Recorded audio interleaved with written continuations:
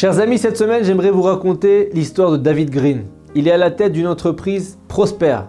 Sa jeune famille a un bel appartement à Philadelphie et il travaille dur pour leur confort. Mais en 2008, je ne sais pas si vous vous en rappelez, l'économie américaine a subi une très grosse crise financière, la tristement célèbre crise des subprimes. Tous les secteurs d'activité sont touchés et l'affaire de David ne fait pas exception. En quelques semaines, il est submergé de dettes. Il est même plus capable de payer son loyer. Dès le premier mois de retard, il appelle son propriétaire. Il lui dit « Écoutez, monsieur Brooke, ça a été un mois terrible pour moi. Vous savez que je paye toujours à temps. Je suis sûr que les affaires vont reprendre si Dieu veut, mais j'ai besoin de temps. » Il lui dit « Monsieur Green, les affaires ne sont pas bonnes pour personne en ce moment. J'ai moi aussi des dépenses et je compte sur cette location. Mais c'est vrai que, bon, jusqu'à là, vous avez été un bon locataire. On va essayer de trouver un terrain d'entente. » Les mois passent et malgré les prévisions optimistes de David, l'économie ne s'améliore pas. Au contraire, il y a une deuxième vague qui vient aggraver la situation économique à tel point que David est contraint de mettre la clé sous la porte. Et pendant ce temps, les dettes, les loyers de retard ne font qu'augmenter. Et un jour, en plein mois de juillet, David reçoit un avis d'expulsion de la part de son propriétaire. Il essaye de le joindre, mais ça fait bien longtemps qu'il évite ses appels. Leur dernière conversation remonte à plusieurs mois et le propriétaire avait clos l'échange très sèchement. Il avait dit « J'ai pas besoin d'excuses, monsieur Green, j'ai besoin de rentrer d'argent. Tout le monde a ses problèmes, vous trouverez un moyen d'emprunter de l'argent. » Et là, David et Mindy, sa femme, essaient tant bien de mal de cacher leur inquiétude à Jacob, leur fils de 9 ans. Ils veulent pas lui enlever sa joie de vivre, son sentiment de sécurité matérielle. Ils font attention à ne parler des soucis que tard la nuit quand ils sont certains que Jacob est profondément endormi. Mais petit à petit, comme n'importe quel enfant qui comprend très vite, il ressent la tension. Et on est à une semaine de l'expulsion, la famille commence à préparer ses cartons. Mindy, la femme, n'arrive plus à afficher un sourire et même un bébé remarquerait la détresse sur le visage de David. Cette nuit-là, l'enfant, Jacob, se couche très inquiet. Il n'arrive pas à trouver le sommeil. Il se lève et il entend quelques mots de la conversation de ses parents. Il est question de milliers de dollars d'impayés, de sa maison, de ses voisins, de sa vie. Mais par-dessus tout, il perçoit la douleur dans le cœur de ses parents. Il va voir ce qu'il a dans sa tirelire, il lui reste 6 $. Et il se dit que ça pourra les aider, mais ça ne sera pas suffisant. Alors il réfléchit à la situation, il se rappelle qu'au Talmud Torah, son Rav enseigne l'importance de la récitation du verset « Poteach et yadecha umasbia lechol chai ratzon ». Ce qui veut dire « Ouvre tes mains et il rassasiera chaque être vivant avec volonté ». C'est ce que dit le roi David dans les psaumes. Et son Rav au Talmud Torah insiste toujours sur l'importance de comprendre que la parnassa, la subsistance matérielle, vient uniquement de Dieu. Il se dirige vers son étagère, il prend un livre de Teilim, il récite avec beaucoup de concentration le psaume Ashri Yoshve Betecha, où se trouve justement le passage en question. Et à la fin de la lecture, d'un coup, il est très excité, il a une idée. Il se souvient que l'été dernier, il a ouvert un stand de limonade avec un ami, et ils ont réussi à se faire une belle somme d'argent de poche. Ils pourraient faire la même chose pour sauver la famille. Le lendemain, après son petit déjeuner, il demande à sa maman quelques dollars pour aller à l'épicerie du coin. Mindy ne l'a pas vu rentrer avec ses achats et elle ne l'a pas non plus vu rédiger sur sa pancarte « Limonade, 2 $ le verre, s'il vous plaît, aidez-moi à sauver ma famille ». C'est ce qu'il avait écrit sur une pancarte. Malgré la forte chaleur, Jacob ouvre son stand à l'ombre d'un arbre. Au moment où David passe sur le trottoir d'en face, il aperçoit le petit stand et reconnaît son fils.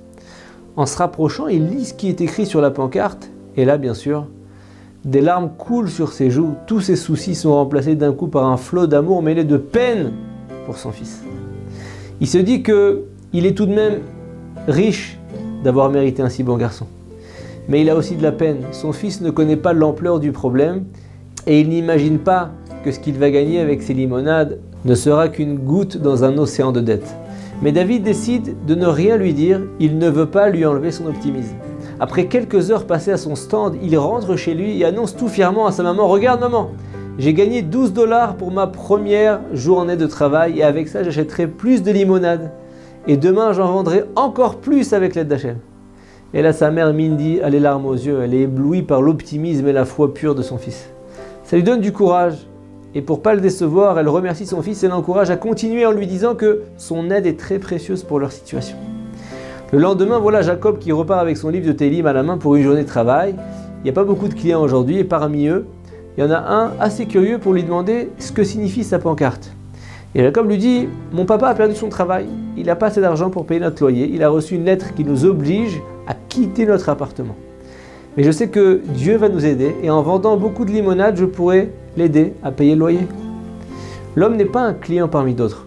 C'est un journaliste dans le plus important quotidien de Philadelphie.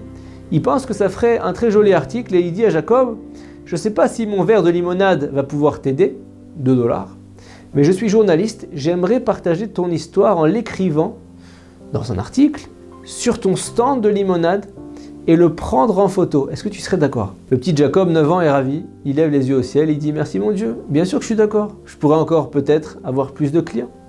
Le soir, il rentre avec moins de 20 $ en poche, mais il rassure ses parents en leur disant que son affaire va prendre, c'est sûr. Le lendemain, Jacob est agréablement surpris. Il y a une foule de clients qui défilent à son stand. 1 heure seulement après l'ouverture, c'est carrément une longue queue qui se forme. Et tous ces gens ne font pas qu'acheter un verre de limonade, ils lui demandent aussi de prendre une photo avec lui. Petit selfie. Mais le plus surprenant, ce sont les montants que payent ces nouveaux clients. 10 $, 20 $, il y en a, ils donnent 100 $ le gobelet de limonade. Personne ne veut récupérer de monnaie. Et à un moment, David regarde par la fenêtre de son salon pour jeter un œil sur son fils. Et il crie « Mindy, Mindy, viens voir tous ces gens !» Les parents sont scotchés devant le miracle qui s'opère devant eux. La recette ce soir-là s'élève à quelques milliers de $. Et en moins d'une semaine, les ventes de limonade couvrent la moitié des dettes du loyer qu'ils envoient aussitôt au propriétaire. De son côté, M. Brooke, le propriétaire, a été très touché par l'article du jeune garçon. Il l'a lu. Et il ne veut surtout pas passer pour le méchant dans cette histoire. Il appelle David, il annule l'expulsion. Et il lui accorde un plus long délai pour le remboursement de ses dettes. Et quand Jacob aperçoit le soulagement et le sourire sur le visage de son père, il comprend qu'ils ont réussi. Et il se jette dans ses bras. Jacob, il a prié, il a fait de son mieux, il a triomphé. La malhonnêteté, l'immoralité, les mauvaises paroles tirent ce monde vers le bas. Parfois, le monde que nous a créé Dieu nous paraît trop difficile à affronter. Qu'est-ce qu'une petite contribution va apporter? Comment va-t-on faire pencher la balance et amener la Géoula à la délivrance? Cela nous apparaît parfois impossible et oui, on se décourage. Mais Jacob, il nous montre un chemin simple, une foi simple. Sa compréhension du lien qu'entretient Dieu avec nous est un exemple. Si nous nous accrochons à la vision de la délivrance et que nous faisons notre part en donnant le maximum, alors l'inattendu peut oui se produire. Si je veux maigrir, ça me paraît très loin de maigrir, de éviter de manger du chocolat. Mais si je fais un petit pas tous les jours et que j'évite tous les jours un petit carreau, alors peut-être que j'y arriverai. Dans tout, c'est comme ça. Un petit peu plus un petit peu égale beaucoup. Shabbat Shalom. TorahBox, c'est une véritable yeshiva en ligne qui va vous permettre d'étudier les textes de référence dans les mots Talmud, Livre des prophètes, Chassidut, Moussar, Pensée juive, Halakha. Des dizaines d'œuvres disponibles avec pour chacune d'elles un enseignement adapté. En un seul clic, où que vous soyez, à n'importe quelle heure du jour ou de la nuit. Étudiez enfin tous les sujets que vous avez toujours rêvé d'approfondir. Alors, travailler le GAN, c'est la socle Bédivrei Torah, c'est travailler les paroles de l'étude de la Torah. Et c'est quoi garder le GAN? C'est l'ishma mitzvota de garder les mitzvot. Aujourd'hui, la Torah n'a jamais été aussi proche de nous.